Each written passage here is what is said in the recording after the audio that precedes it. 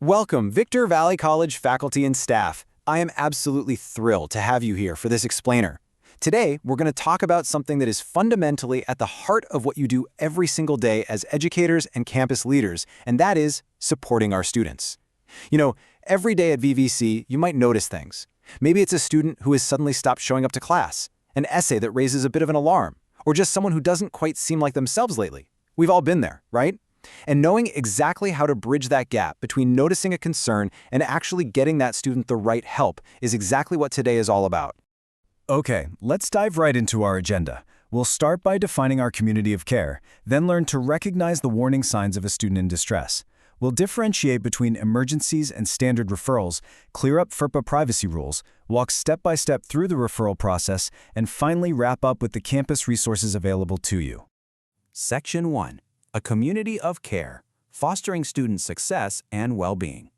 At Victor Valley College, our success as a community really hinges on mutual respect. The way we interact with one another daily completely reflects that respect.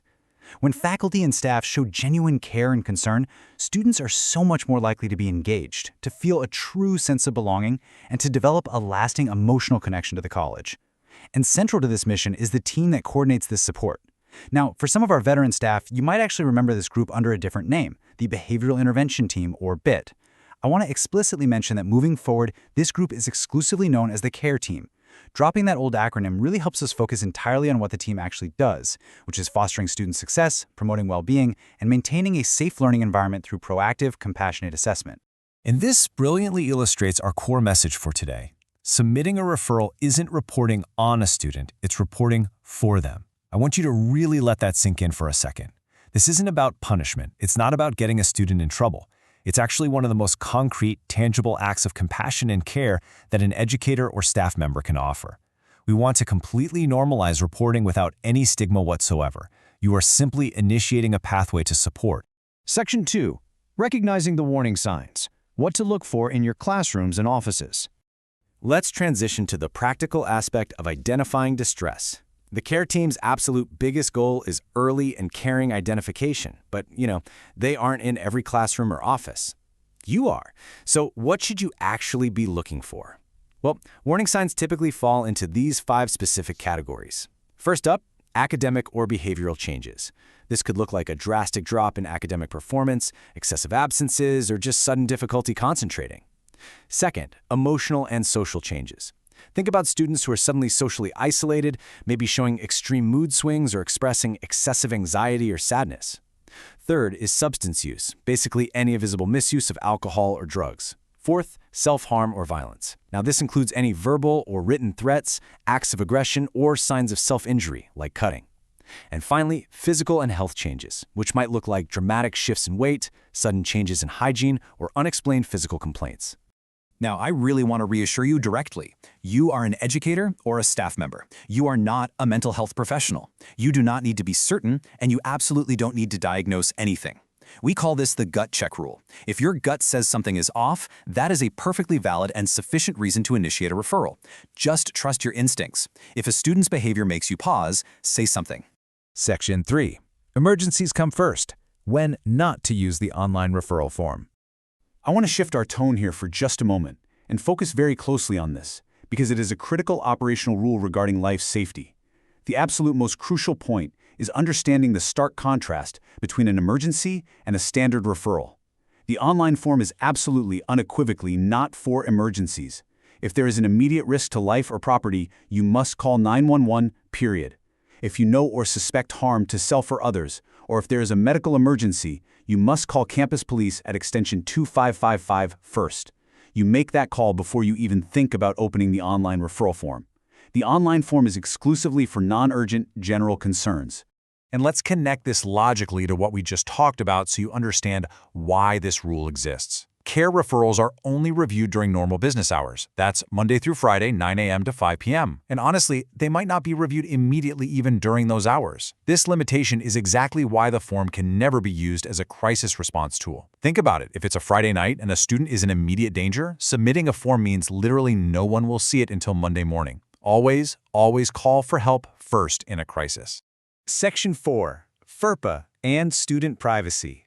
Yes, you are allowed to share. Okay, let's preemptively address what is easily the most common hesitation faculty and staff have about reporting. You see something concerning, but you stop and think, wait, am I violating the student's privacy if I report this? The short answer is no, you are not. FERPA explicitly contains an exception for this exact scenario. It allows Victor Valley College faculty and staff to share information about student behavior and concerns with VVC personnel who have responsibility for the health, safety, and welfare of students and the campus community.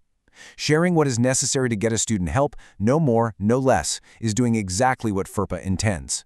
Privacy laws do not prevent you from intervening to keep a student safe. Section 5, Submitting the Referral, the action steps and what happens next. So now that we know what to look for, when to call 911 instead, and that we are legally empowered to report, let's look at the practical application of actually filling out the form.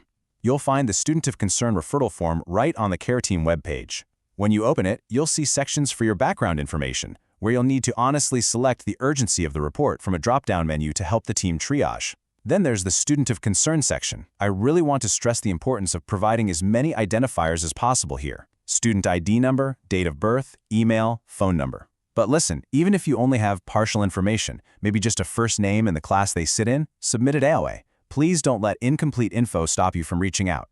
Then you'll get to the narrative section, which is truly the heart of the referral.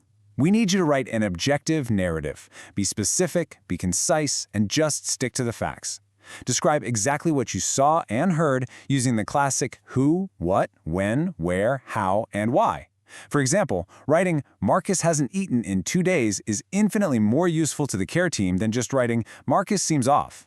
Detailed, factual observations give the CARE team the solid foundation they need to provide the right support. Oh, and you can also upload up to 5 gigabytes of supporting documentation, like photos or emails. Just be a little patient while it uploads. And I want to transparently reveal the backstage process here so your submission doesn't just disappear into some administrative black hole. When you hit submit, it kicks off a very specific 5-step process. First, the form goes in. Second, it's automatically distributed via VVC email to all CARE team members. Third, core CARE team members immediately screen it to see if urgent action is required. Fourth, if it's not immediate, it is thoroughly assessed at the next CARE team meeting. They use the NBITA Threat Assessment Rubric, which is a very strict national standard to evaluate the risk and well-being of the student. Finally, step 5. An action plan is formed, and outreach and support are provided to the student and back to you, the referring party, as needed. Literally every referral is reviewed, documented, and followed through. Section 6, Campus Resources and Support. You don't have to carry a concern alone. As we start to wrap up this explainer, I want to highlight the incredible safety net of experts available right here at Victor Valley College. The CARE team utilizes a multidisciplinary approach, meaning they bring all the right experts to the table at the same time. Think of our campus resources kind of like a giant wheel. And the very first major spoke in that wheel is the Thrive Resource Center. A student cannot possibly focus on a massive midterm exam or a 10-page research paper if they don't know where their next meal is coming from or if they're facing eviction. The Thrive Resource Center is dedicated exclusively to basic needs. They are our go-to experts in connecting students with both on- and off-campus resources for fundamental necessities. We're talking food, housing, transportation, and even utility assistance. They build the foundation that makes learning possible in the first place. Wellness Services is your primary, #1 destination for a student who's exhibiting emotional or social changes. Maybe they're showing excessive anxiety, deep sadness, sudden isolation, or honestly, they just need someone to talk to. They provide dedicated mental health support to VVC students to ensure they can live well to learn well. We also have the Access Resource Center at Extension 2212, which provides specialized support for students with disabilities. And of course, Campus Police. Remember, for non-urgent matters, they are at Extension 2329, but for urgent safety needs, you dial Extension 2555. They are a totally vital part of keeping our campus safe and are heavily represented on the CARE team. Finally, I want to briefly provide this absolutely essential community resource, 988. This is the 24/7 mental health crisis line. It is a critical lifeline outside of campus business hours. You can call or text 988 anytime, day or night. It's an incredibly helpful resource to have saved right in your phone. Which brings us to our final thought. What happens if you are just totally unsure of what to do? The answer is incredibly simple. When in doubt, refer. You don't have to have all the answers. You just have to be willing to say something. The CARE team is here so that no student ever has to struggle in silence. and no employee ever has to carry the weight of a concern on their own. Reporting is an act of care. Think about the students you interacted with this week. Did anyone's behavior give you pause? Remember, one simple referral could be the ultimate turning point in their college journey. Are you ready to make that difference?